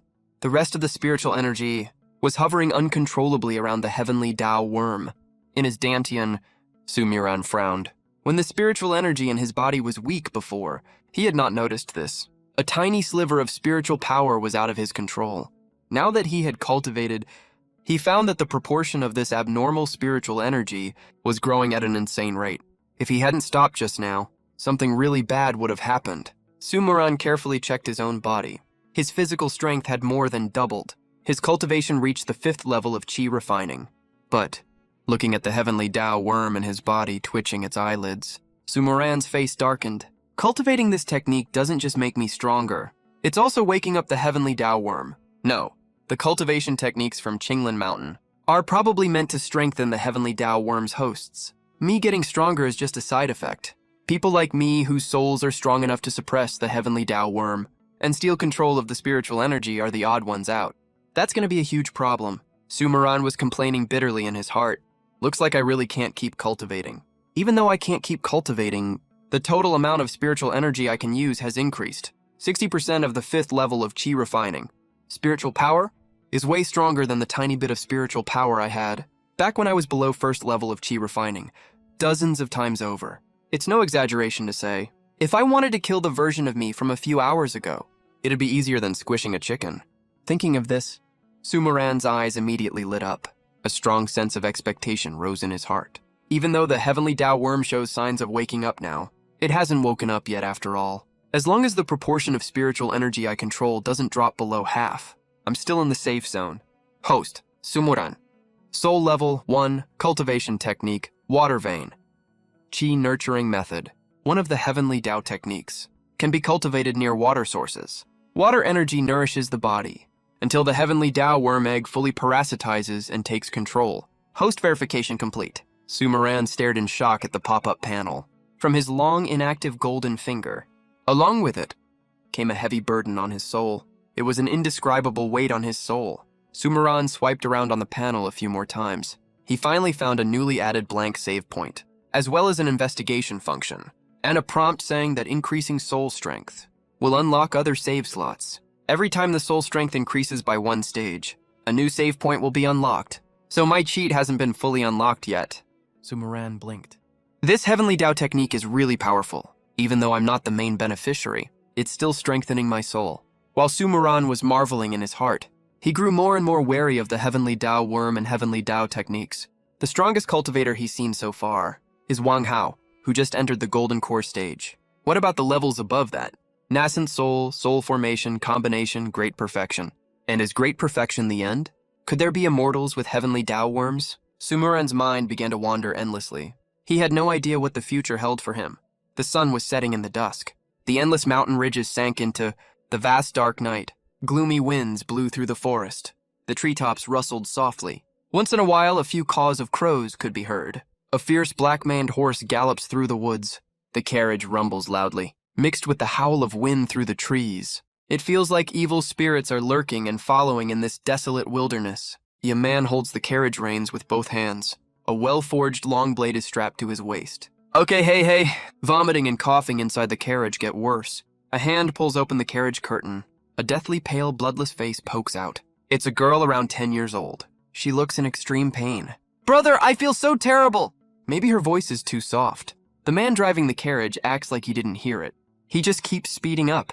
A ragged, dust-covered figure stops the carriage. It's Sumaran, who has been wandering in this desolate area for 3 whole days and nights. Hey, buddy. Mister, stop for a second, please. Do me a favor, give me a lift. Sumaran, who's seeing another living person for the first time in 3 days. Feels like he just ran into his own family right now. Yaman stares at the annoying beggar blocking his way. He shows no sign of stopping at all. Then he hears the guy say, buddy, I'll pay you, do me a solid. Just give me a ride. Even a short distance works. Get out of the way! Yaman's eyes are bloodshot right now. He's like an enraged wild wolf, baring his teeth, with a vicious look on his face, like he's about to tear someone apart any second. Brother, let's help him. He's probably lost. If he can't get out tonight, wild animals will eat him.